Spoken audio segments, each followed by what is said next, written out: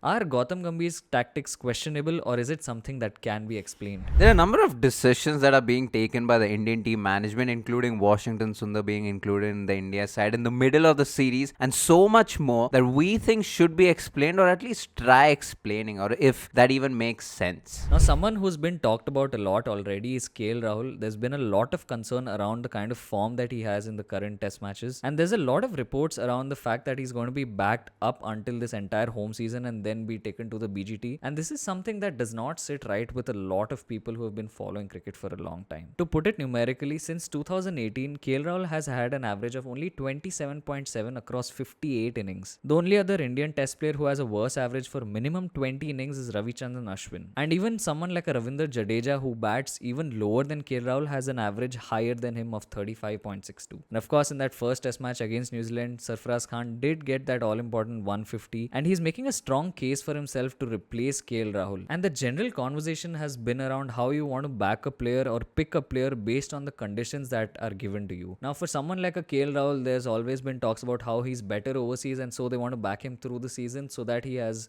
game time and can play in the Border Gavaskar Trophy itself. Whereas if you come to someone like a Sarfaraz Khan, the same thing is not necessarily applying. Sure, he played that first test, but the only reason he did was because Shubman Gill was not a part of the squad. Now, in the current Indian setup, Sarfaraz Khan is probably the best player of spin in that lineup itself, and just the way that he's playing means that he should necessarily be playing in all matches that are being played at home. And even his first class record speaks for itself, right? In 52 matches, he has an outstanding average of 69.27, and his conversion rate is also brilliant. He has more hundreds than he has 50s. So it will be important to see if Rahul can justify his spot in the remaining innings that he gets to play before going to Australia, or if Sarfaraz Khan has a chance to make that place his own and start in the playing 11 when we go to Australia. Now, of course, before we move on to Washington Sundar and even Rituraj Gaikwad being the captain of the India A series for Australia, do hit that subscribe button. We do videos like this every week. Let's get back to the video. Now, Washington Sundar was a surprise pick in the India squad to play against New Zealand. A lot of people assumed it's because Aswin has a niggle. A lot of people thought because Washington Sundar is an understudy for Aswin. And Ashwin's career might just come to an end after this cycle. So to have another off spinner in the squad, to be groomed with the squad and to have that experience to travel with the squad and to practice might be important for someone like Washington Sundar. But there are a couple of things to note here, right? In the second Ranji Trophy match that Washington Sundar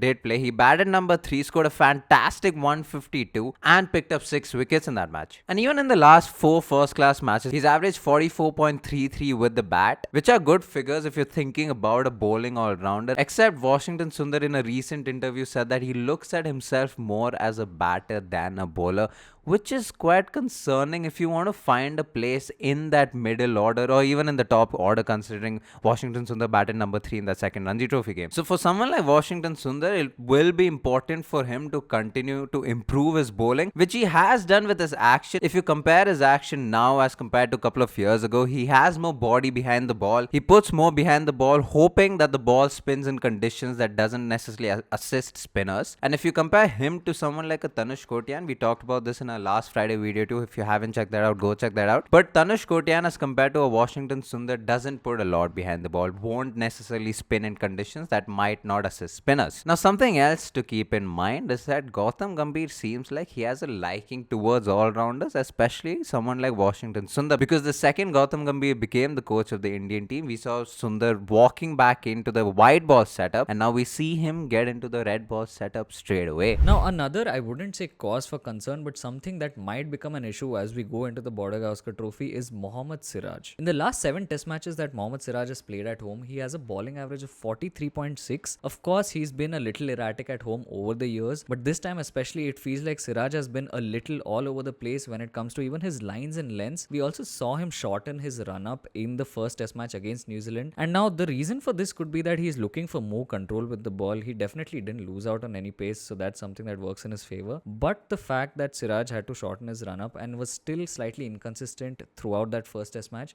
means that moving into the next few test matches and also the Border Gavaskar Trophy, especially with someone like Akash who's doing well in the test setup, it'll be important to see how Siraj moves forward. And it would be extremely hypocritical here of the team management to drop someone like Mohammad Siraj and not back him completely when they're backing someone like a Rahul. This one player is talked about in so many of our videos previously, and he's been talked about in the media. He has a particular favor, amongst the crowd too, and that is Rituraj Gaikwad. He was made the India A captain to go to Australia and play those first few India A games and then the warm-up game. It's very funny because he's been looked at as a backup opener for someone like Rohit Sharma if he does miss out the first two test matches. Except the 140 that he scored in the second Ranji Trophy game after the duck in the first innings when he opened, the 140 came when he batted number 3. Even in the first Ranji Trophy game when he scored those 85 runs, it was batting at number 4.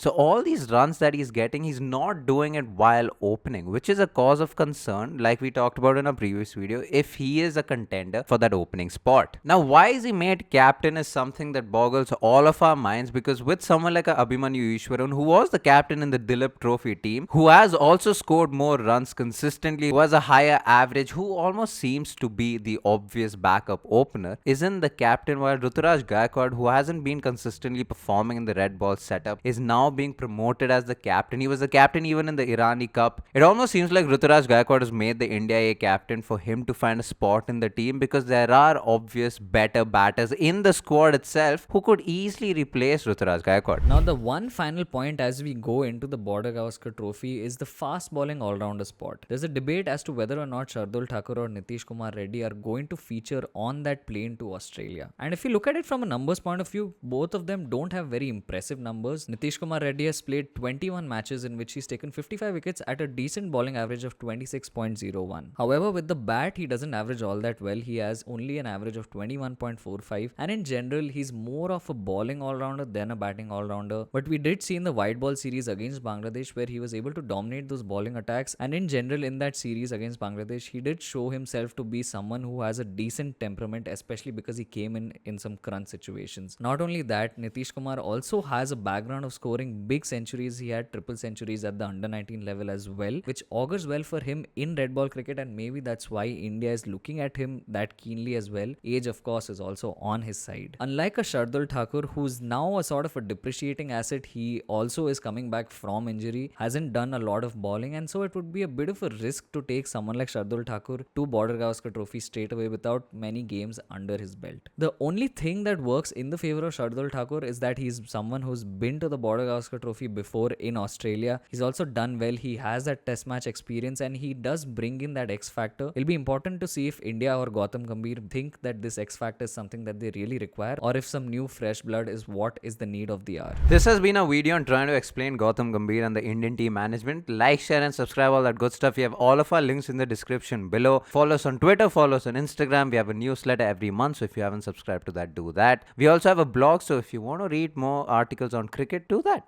Thank you so much for watching. Peace.